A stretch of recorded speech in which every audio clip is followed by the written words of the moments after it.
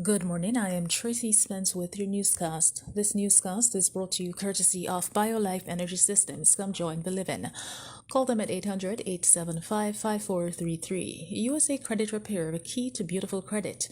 You may call them at 800-786-1330. Cruising with the Case Handler, a show on personal injury and immigration, weekdays 8:30 a.m. on Saturdays 7 p.m. and 12 noon on Sundays. And the Supreme Power Homes, call them at 800-493-9002. Now for the news in details.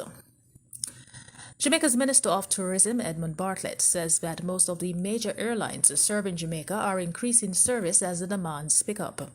These, he said, include American Airlines, Delta, JetBlue, United Southwest, Air Canada, WestJet, and Copa.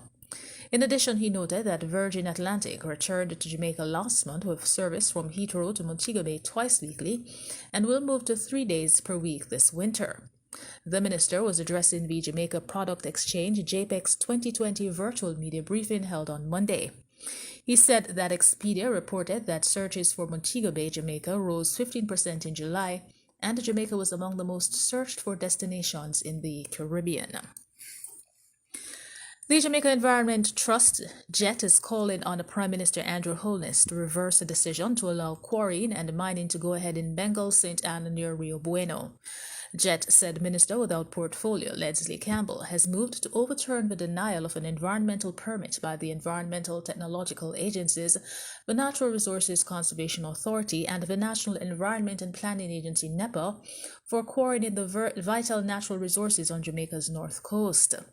The organization said the government's decision to uphold of the developer's appeal comes despite solid and substantiated reasons given to deny the permit. It's noted that the reason given by the NRCA or NEPA were that the proposed development is contrary and not in keeping with the provisions of the Center and Confined Development Order 2000. The area is not a designated quarry zone. Meanwhile, newly elected president of the People's National Party, PNP, Mark Golding, is to be sworn in as the leader of the opposition today at King's House by Governor General Sir Patrick Allen. The swearing-in will be done at an intimate ceremony due to COVID-19 protocols. Golding, the Member of Parliament for St. Andrew's Southern, was elected president of the PNP on Saturday, defeating Member of Parliament for St. Anne Southeastern Lisa Hanna by 296 votes.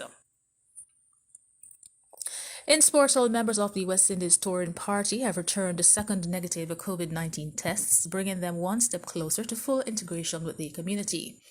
The group arrived from the Caribbean a week ago and had been undergoing a 14-day quarantine at the High Performance at Lincoln University just outside the city, located on South Island's east coast. Following Thursday's second COVID-19 test, the contingent is now set for one final test before the end of quarantine. Once these are negative, members of the touring party will be allowed to move around freely. This is in contrast to the England series last July, when the West Indies touring party remained in a biosecure bubble throughout the tour away from the general public. New Zealand has been at the forefront globally in handling the pandemic, recording only 1,618 confirmed cases, only 43 of which are still active and 25 deaths. And that is it for the news. This newscast came to you courtesy of BioLife Energy Systems. Come join the living. Call them at 800-875-5433. USA Credit Repair, the key to beautiful credit. You may call them at 800-786-1330. Cruising with the Case Handler, a show on personal injury and immigration, weekdays 8:30 a.m. on Saturdays 7 p.m. and 12 noon on Sundays. And the Supreme Power Homes, call them at 800-493-9002. On behalf of the news and the production team, I am Tracy Spence. Do have a good morning.